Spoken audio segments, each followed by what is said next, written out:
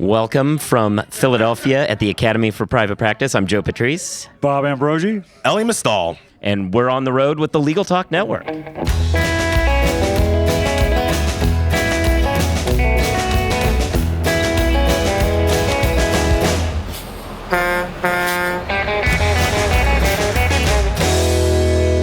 Well, welcome back. We're winding down here at the APP of 2016. But the beer is here, so we're just heating up. Yeah, people are about to be. Yeah, people are taking down their booths, and the bars are starting to warm up. So, seems like this was a perfect time to hear a little bit about choosing software. That's what we thought. What better time? So, Bob, Can we pause to get the beer first? You just did a presentation on software. We thought, yeah, let's hear what happened. Yeah, well, what I actually talked about was picking a practice management system. And as you know, there are like a gazillion of these things out there right now. And, I didn't really kind of recommend one, but what I did is really more lay out a series of things that you need to consider and think about in selecting a system. A decision matrix. Yeah. If what I had done was more sophisticated, it would have been a decision matrix, yes. You'll get some AI bot to give you the... Yeah, no, so what were some of the considerations that practitioners should go through when they're choosing their system?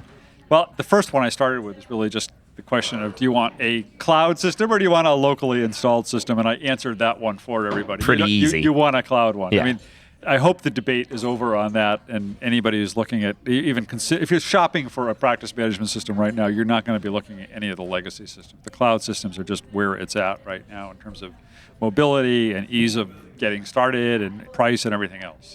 What about security concerns with the cloud system, though? Well, you need to be conscious of that. Lawyers obviously have an ethical duty to do their due diligence, to exercise reasonable care when picking any kind of a technology. Every state ethics commission that has looked at the ethics of using a cloud-based practice management platform or a cloud-based platform of any kind has said you can do it as long as you exercise reasonable care in selecting it. So that means you need to think about the security. I mean, you want to use a reputable vendor that has maybe been around for a while.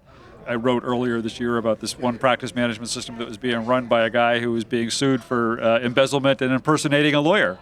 That's not the kind of guy you want running your practice management company. So you have to exercise some amount of care. But for the most part, if you're going with any of the name systems that are out there right now, Clio or Rocket Matter or MyCase or whatever, you don't really have to worry too much about that at this point. Yeah. So what other concerns after the cloud versus local? Yeah. Well, another one that I talked about was just the price. What do you want to pay for it? The price of these things is kind of all over the board, from maybe $29. They're mostly monthly subscriptions, and they go from $29 a month up to, I think, a peak of $109 a month, something like that. And they're all sort of a flat fee subscription. One of the things about pricing that you need to be careful of, and I actually just wrote on Above the Law this week about this very topic, is that the flat subscription price for these services isn't necessarily what you're going to end up paying, because a lot of them now integrate with third-party products or require some other product to provide full functionality. So, for example, if you want an accounting system in your practice management system, some of the systems come with a full-fledged accounting system. Zola is here exhibiting at this conference. Cosmolex is one. They have accounting built in. Others, like Clio, MyCase, you have to integrate with a third-party accounting system. ePay is another feature like that if you want to be able to take credit cards, some of them have that integrated. Some of them require you to set up an account with LawPay or something like that. And so you're not paying just for what you're paying for the practice management system. Your practice management system might be $40 a month or something, but you might also have to pay $20 a month for the credit card processing and $20 a month for the accounting system. And so, what looks like $40 starts to be pretty quickly $60, $70, $80 a month or more. So for that reason, it's really important for a lawyer shopping for a practice management app to lay out in advance kind of what are the features that are important, what's the functionality I need, and then look for systems that have that or can provide that in some way, and then price out all the components of it to really figure out what it's going to cost. Yeah, you don't want to get caught with cost creep. Cost creep, yeah, right? Yeah. Yeah. So we're going to the cloud because we live in this century. We're looking at our costs. Trying to get integrated systems. Yep. Integrated What else systems.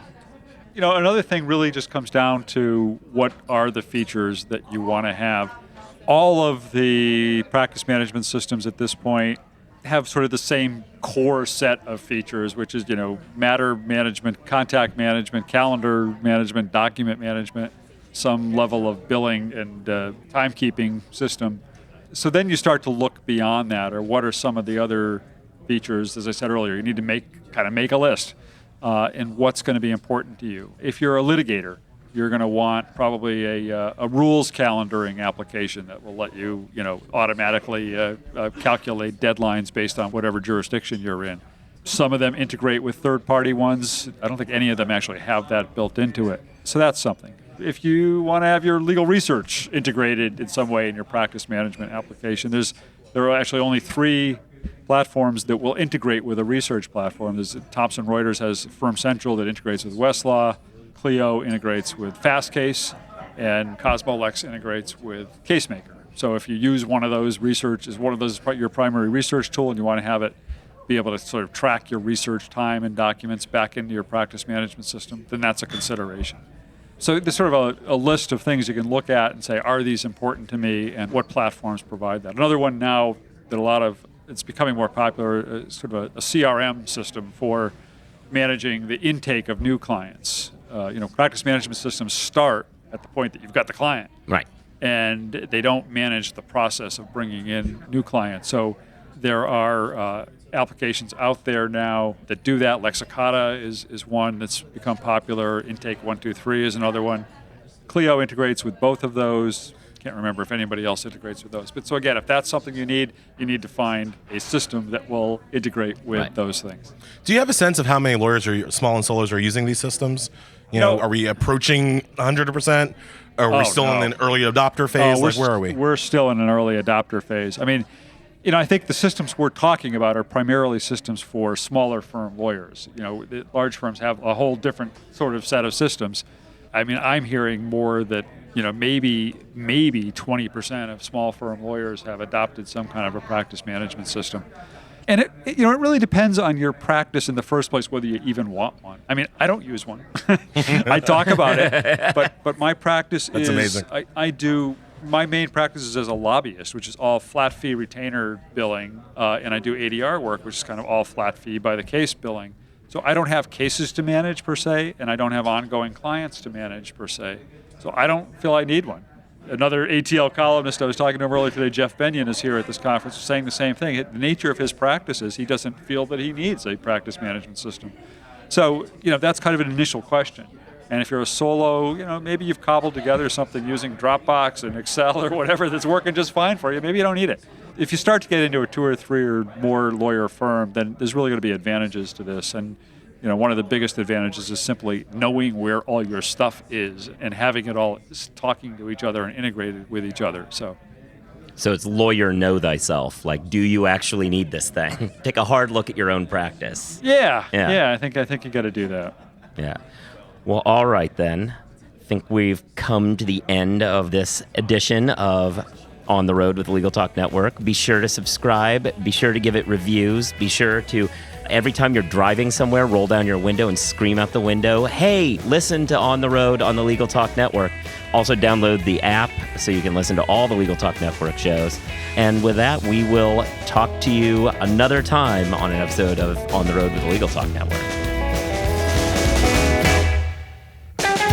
If you'd like more information about what you've heard today, please visit LegalTalkNetwork.com. Subscribe via iTunes and RSS. Find us on Twitter and Facebook, or download our free Legal Talk Network app in Google Play and iTunes. The views expressed by the participants of this program are their own and do not represent the views of, nor are they endorsed by, Legal Talk Network, its officers, directors, employees, agents, representatives, shareholders, and subsidiaries. None of the content should be considered legal advice. As always, consult a lawyer.